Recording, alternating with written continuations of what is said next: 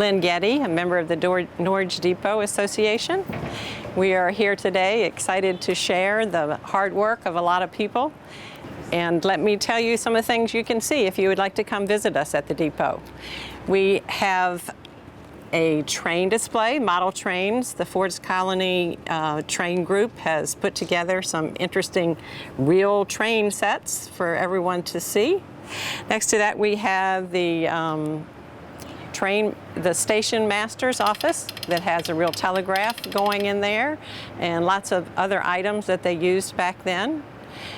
We have a museum area that tells the history of Norge, starting with Carl Berg many years ago and a lot of people that came to start Norge. Among other things, we have a very nice meeting room that the public can use that is rented through the library. So stop by and see us. We are open Saturday from 10 to 12 and Sunday from 2 to 4. Bring the kids and let them check out the railroad tracks. It's all free. Be glad to see you.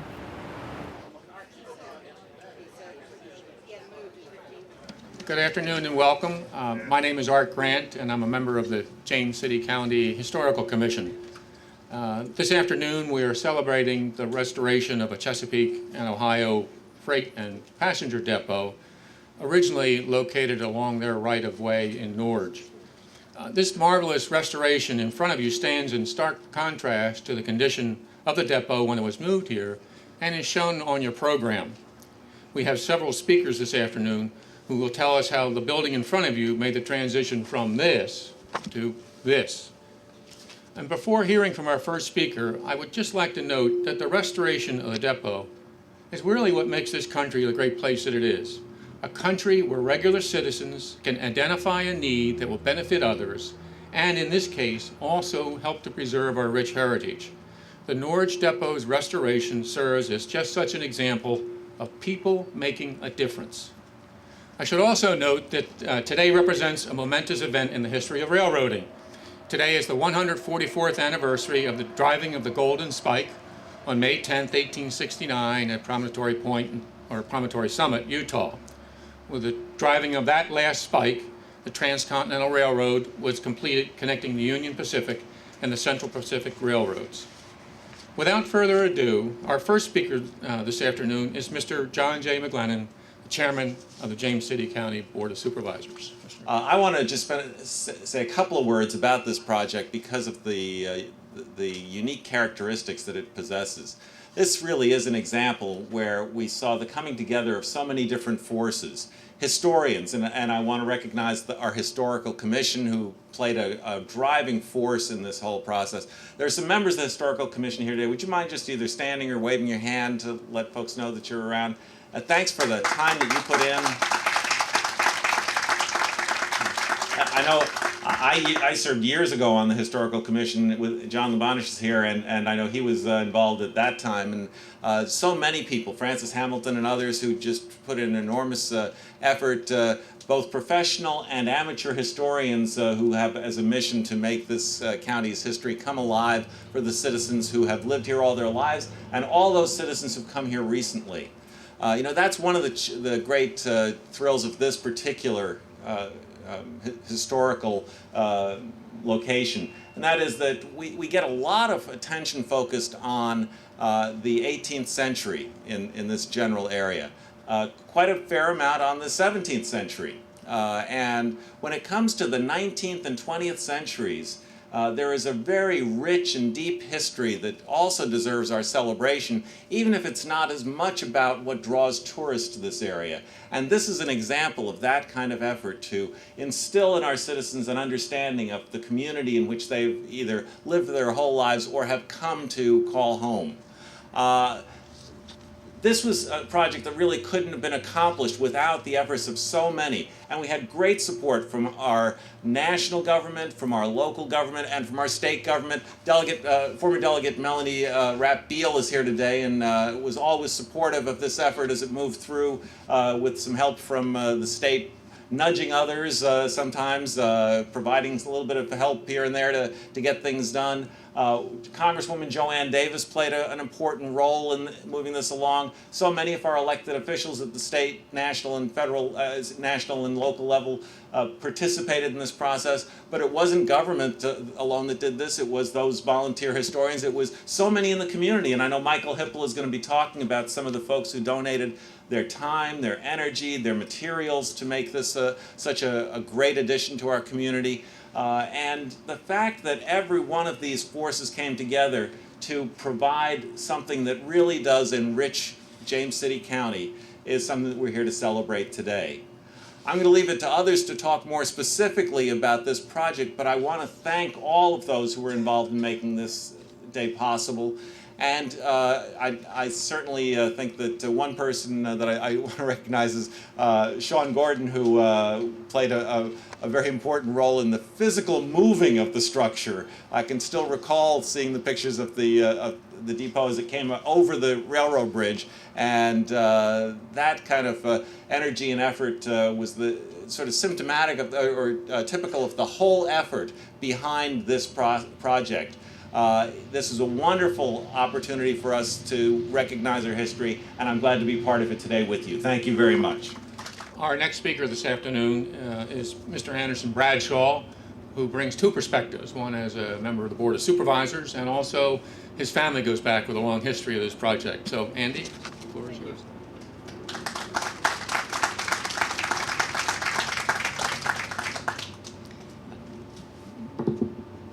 Thank you for letting me be part of this ceremony, bringing to completion a project that began in the hearts of Francis Hamilton and my mother, Nancy Bradshaw, over 20 years ago. When local news reporter Jane Rackley moved from the area, she gave me a file folder of her clippings on the Norge Depot. The earliest was an interview in 1990 with those two wonderful ladies, suggesting the preservation of the Norge Depot, which was falling into disrepair, to turn it into a museum of county, Norge, and railroad history. It was my privilege on earlier occasions, when the depot was moved from its railside location, and again when the final phase of its renovation started, to tell you some of my recollections of the depot and what it represented to this community. That story is well told in the exhibits now displayed in the restored Norge Depot. You may recall that initially it was only a flag stop known as Vaden's Siding on the new rail line built by C.P. Huntington in the 1880s. Velasco Vaden was the owner of the farm cut in two by the rail line, the line passing within 200 feet of his home, the house in which I was raised. Carl M. Berg, a railroad land agent, began promoting this area as a land of opportunity to Norwegians and those of Scandinavian descent living in our own Midwest. Berg and local resident Jens Jensen laid out a plan for the village of Norge, and as more and more immigrants were attracted to the area, the need for rail service increased, both to transport supplies in and to transport timber and agricultural products to distant markets. In the early 1900s, the Chesapeake and Ohio Railroad constructed the depot to better serve those needs. The station became the center of commerce, transportation, and communication. People traveled by rail not just between distant points, but between neighboring towns. For many years, it was far easier to travel from Norge to Toano or Lightfoot to Williamsburg by rail car rather than over unpaved roads. Trains traveled so frequently that a round trip could be completed in morning or afternoon. Mail was delivered by rail. Though not distributed at the depot, the postmaster received and sent mail several times each day by rail. The depot was the telegraph station, receiving and sending not only important railroad communications, but private messages as well. The depot was the welcoming station for those coming to Norge from great distances. Some came with nothing but the clothes on their backs. Some arrived with equipment or supplies to start a business. The Hunt family arrived by rail with a crated sawmill, ready to act on Carl Berg's promises of tall and thick forests. J.P. Madsen arrived with more ideas than baggage. Not only did he start a general store in Croaker, he farmed as well, developing a method for curing sweet potatoes so that they would keep throughout the winter. We have a modern image of a railroad depot being in the industrial section of a town with the surrounding area dirty or neglected.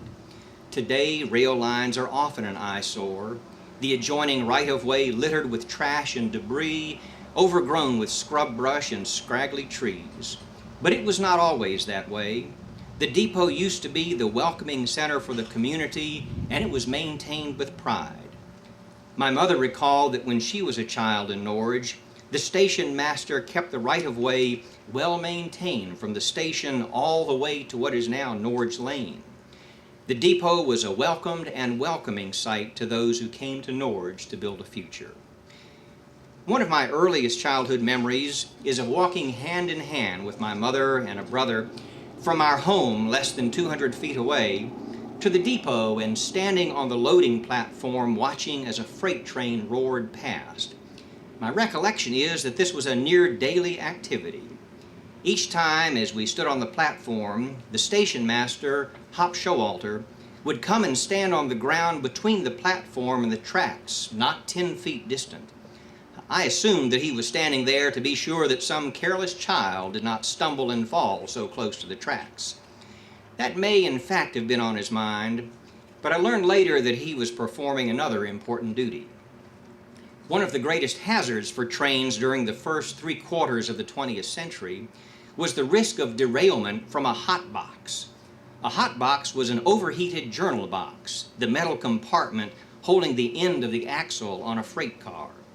For much of the 20th century, friction bearings rather than ball bearings or roller bearings was the norm. The axle end rested in the journal box, the lower portion of which was filled with oil-saturated wadding. The constant lubrication helped keep the bearing from overheating. But an unbalanced load, lost lubricant, misaligned wadding, or debris in the journal box could cause it to overheat. The heat could be enough to cause the axle to break, which could easily derail a train.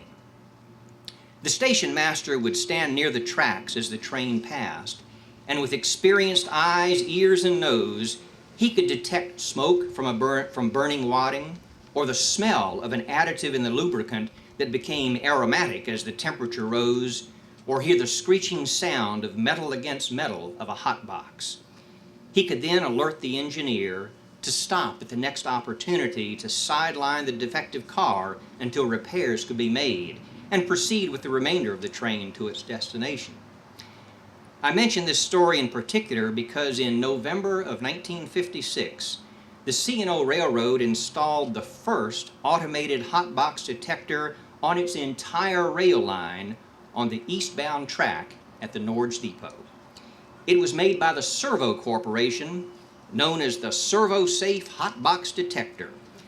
It was a primitive infrared camera mounted near the tracks and aimed at axle height. The readout would show if any particular journal box was substantially hotter than all the others that passed. It proved to be an outstanding success, and similar devices were soon installed throughout the C&O rail line. Quick improvements allowed the station master to monitor the hot boxes from his office, and Mr. Showalter no longer met us at the loading platform. And I had assumed that he simply realized that at the age of 6 years, I was sufficiently grown that he no longer needed to worry about me. In an old issue of the C&O Historical Newsletter, I read an odd report about Norge. Quoting a young brakeman from the time of the early diesel locomotive, it said, "You still have to double the hill at Norge with a diesel, double it 3 or 4 times."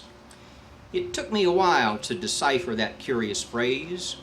The phrase "double the hill" is a railroad expression, meaning to move a train over a hill or a steep slope in 2 parts if the locomotives are not powerful enough to move it as one unit. Half of the train would be uncoupled and left at the bottom of the hill.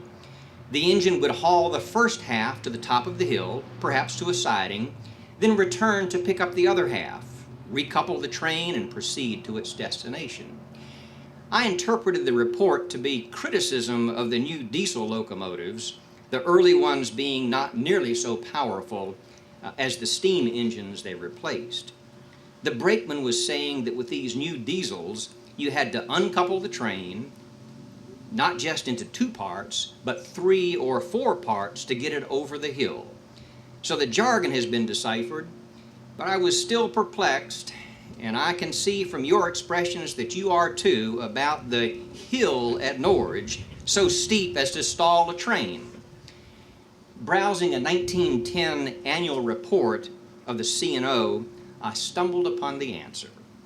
The annual report included charts identifying the stations along the line, using the older names locally of Kelton and Ewell and Vaden siding, the mile markers for each of them, and their elevations, all important considerations to rail operations. The most difficult aspect of constructing a railroad line is to keep the grade as level as possible. Even in Tidewater, Virginia, that is no simple task.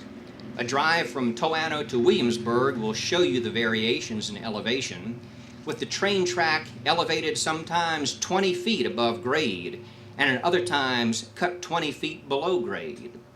Let me assure you, the track is not designed like a roller coaster. It's the contour of the surrounding lands that varies so much. When you consider that most of the cut and fill was done in the 1880s, it is a truly remarkable feat. But back to the elevation chart. Norge is nearly the highest spot on the rail line in the county at 112 feet above sea level. It is nearly the crest of a rise that begins as the rail line crossed the Chickahominy River near Hicks Island, close to sea level. In just the last mile and a half between Toano and Norge, it rises 22 feet. This is steeper than the average grade across the entire state, and the grade rises in the opposite direction from most. A train of 100 cars full of coal has no trouble coasting down such a grade from the coal fields of West Virginia, nor does an empty train have difficulty climbing back up the hill. But it's a different story to climb nearly 120 feet over the less than 8 miles between the Chickahominy River and Norge with 100 or more cars, each holding 50 tons or more of coal. My memory was jogged by that realization. I clearly remember hearing the freight trains straining as they approached the Norge Depot from the west.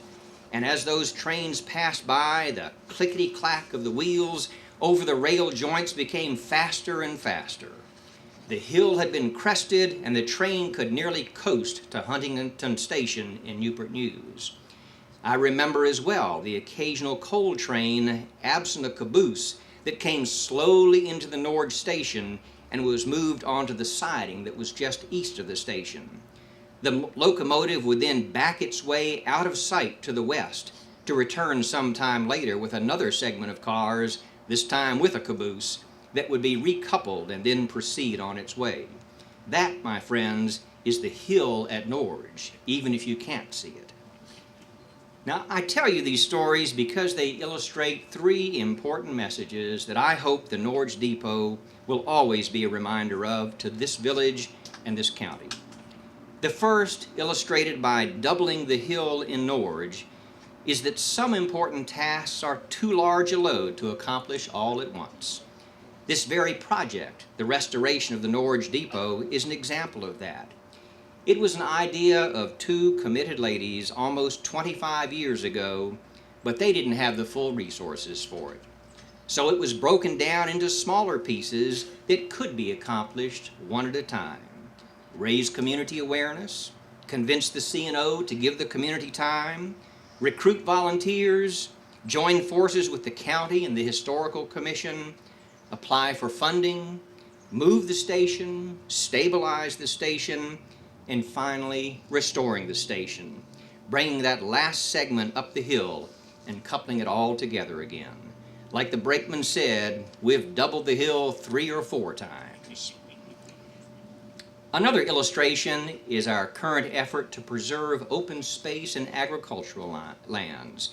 It's too big a task to accomplish all at once, but if we break it down into smaller parts, we'll get there.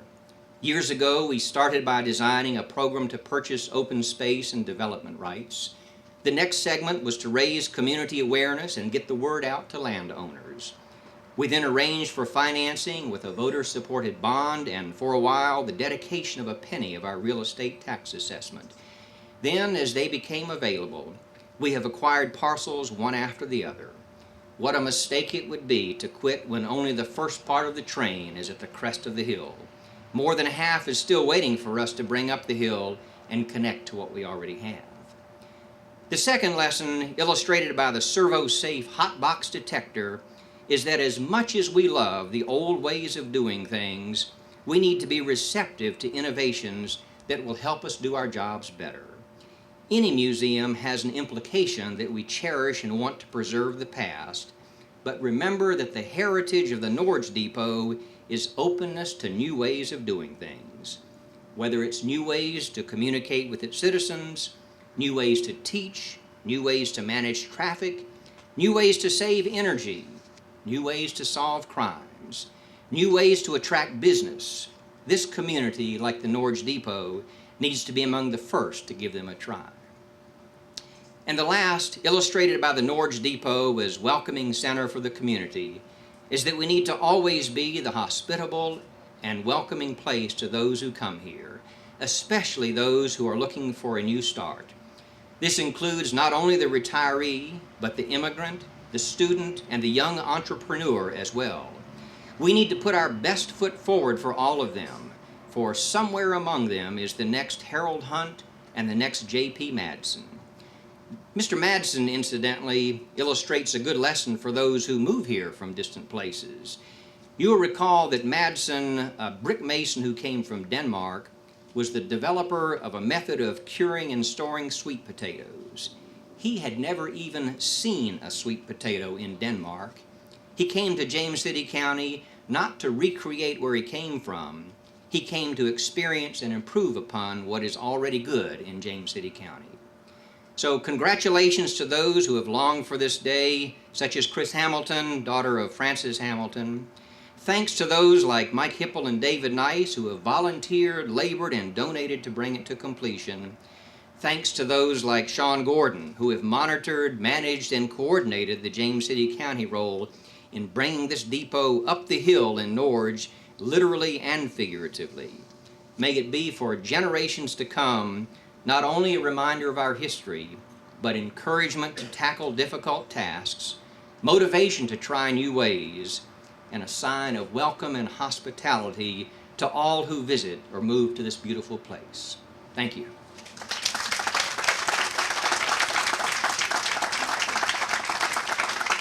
Thanks, Andy. Important lessons for us all. Our next speaker this afternoon is Ms. Chris Hamilton. She brings two perspectives also to this, both as the current president of the Norge Depot Association and also her long family experience with what has happened to bring this to fruition.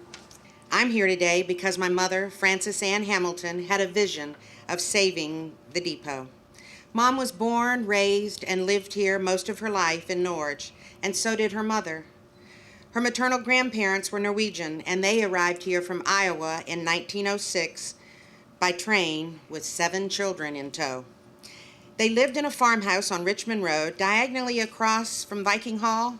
The house is now, sadly, very dilapidated, but we're hoping it will be restored. Mom's father was once employed at the depot as a telegraph operator and later ran a frog farm nearby. As a child, she spent time playing dress-up with her friends in an old caboose by the depot. Her mother was a postmaster in Norge for a long time, and later Mom was a postal clerk. All of these ties made Norge and the depot very important to her.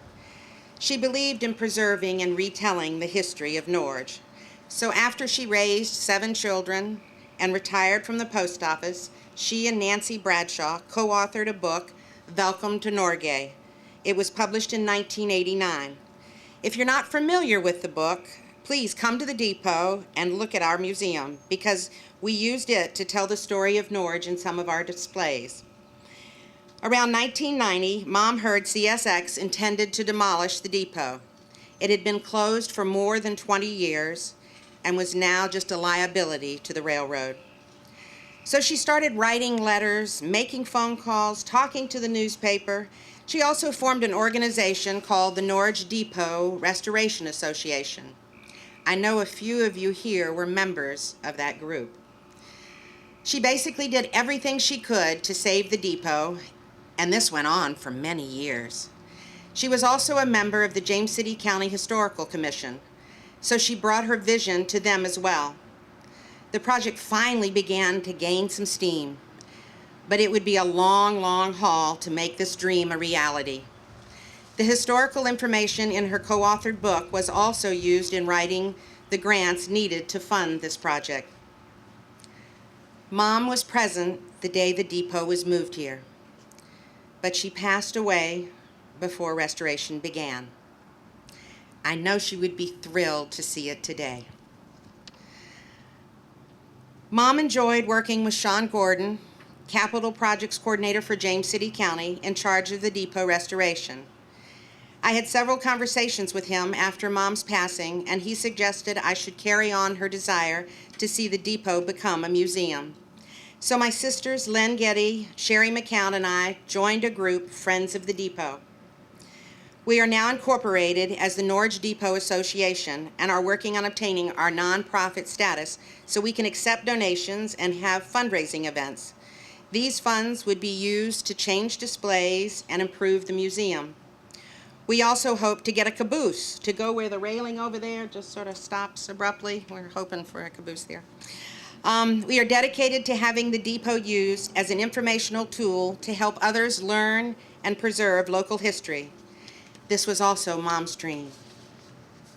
We currently have a great group of 17 very helpful volunteers, and without them, we would not have accomplished what we have in setting up the museum. I want to express my heartfelt thanks to each of you, or to each of them, for continuing to volunteer their time and talents, and the others before them that made this day possible. The Ford's Colony Railroad Club has graciously offered to build a train layout to replicate the Norge area in the early 1900s. This project has not yet begun, but a couple of our members have two model trains running in the depot today for your enjoyment.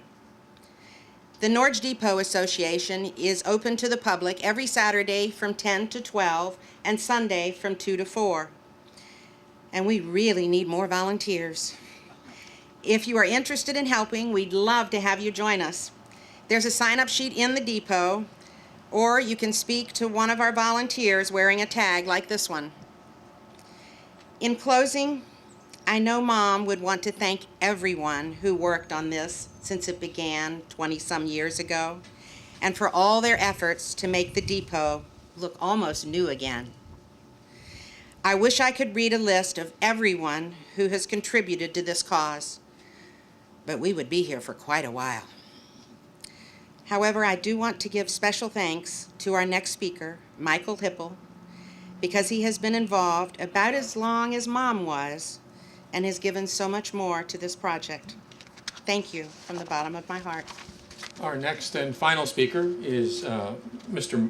Michael Hipple of Michael J. Hipple Builders, who really is the one that can tell us how it transitioned from this to this. So, Mike.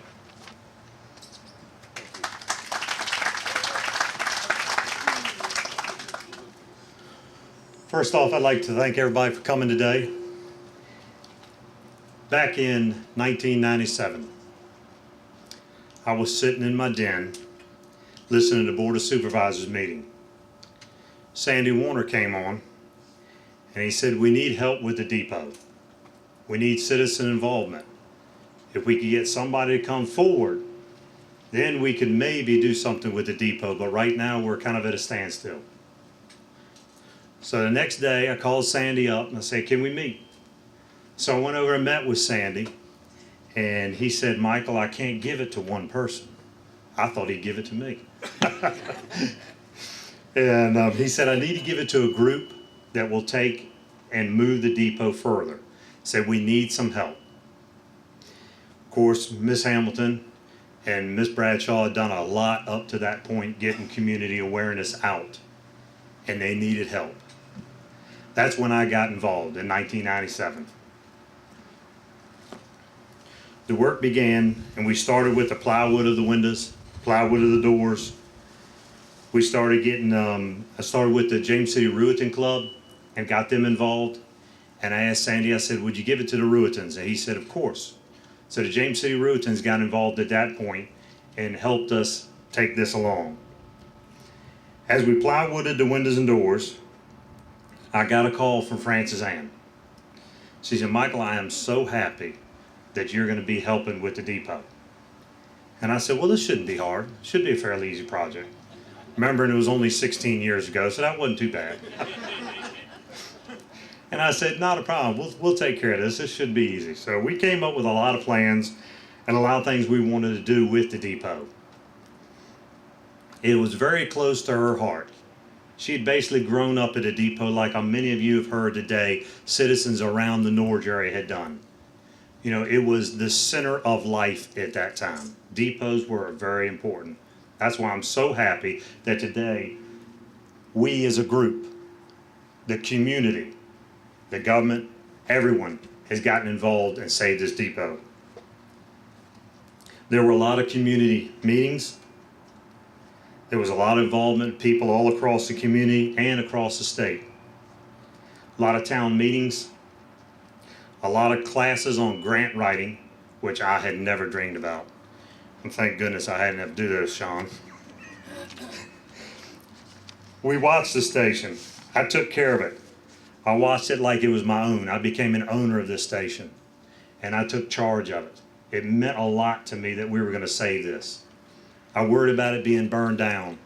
With the fire department, I kept a close ear on any call that went out, thinking, please don't be the station. Then we moved it. There is not enough time in the rest of this day to name each and every person in this community that has been involved with this station. When we moved the station had been sitting, not anchored down, for almost 100 years. But of course, with the new state laws, as it sits now, we do have it anchored. It won't go anywhere. And that's okay, that's a good thing. After we got it moved, then moved in our first resident into the station, and most of you may not know this, moved in immediately after we moved the station. Termites and powder post beetles. We could not believe it. Almost 100 years on its old station, on its old place, never been touched. Put it here, they start eating it up. I called Sean, and Sean was a little nervous to say the least. You've got to be kidding. So he investigated. We tinted the entire building, and they sprayed it. It's taking care of the powder post beetles and the termites. But it's amazing, over there they never ate it, but over here they started munching away. There's a lot of neat features in the depot. We started with the interior, worked through the interior, then went out to the exterior, the grading. We have geothermal in this project. There's 9 wells behind me. You don't see them, they're buried underneath the soil, but they're what heat and cools this unit.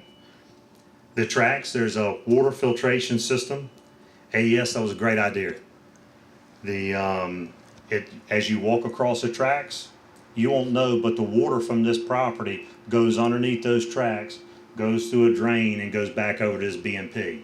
It's all held within there. That was a great job. I'd like to, at this time, read a little memories by Henry Morstan, agent operator in 1968. Memories of the old Norge station. I am an old railroad station that was built in long ago. I'll tell you now a little thing I think you might like to know. I have heard the laughter of children as they hop the train to ride, and the sigh of parting lovers while their tears they tried to hide. I've heard the cursing of tradesmen and the clicking of the old Morse code, the put-put-put of a motor car when the foreman patrolled the road. I have heard the screaming of the whistle and the clanging of the big brass bell as they warn of the traffic at crossing more times than I care to tell. I have heard the shouts of the trackmen while they laid the bright new rail, and the good-natured jokes of the brakemen when they stopped to load the mail. I have heard the pounding of the driver as they climbed the old Tawano Hill, and the clicking clacking of the car wheels when the night was clear and still. I have stood here winter and summer in my place beside the tracks.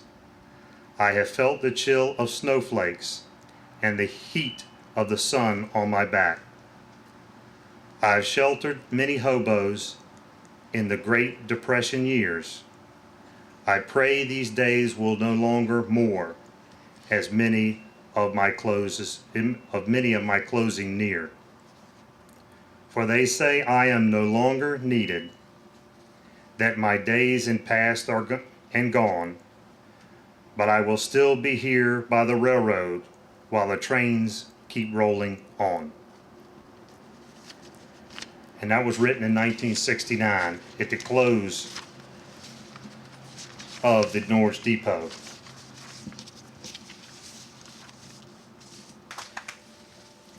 This is truly a project to be proud of. All of us came together, rolled up our sleeves, gave our money, labor, equipment, sweat, and love to get this station to the place it is today.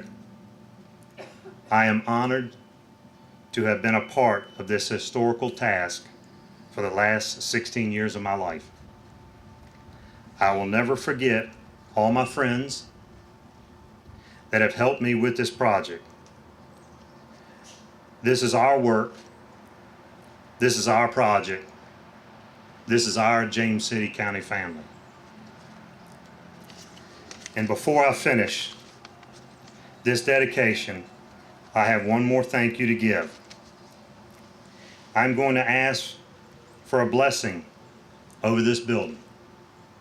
If you'll please bow your head. Dear Lord, God, I ask for a blessing over this building, over our county, and over our people. Guide our government in your way. Bless everyone in our nation, and thank you for giving us the ability to serve you in this way. May you keep us protected in your loving grace. Amen. Thank you.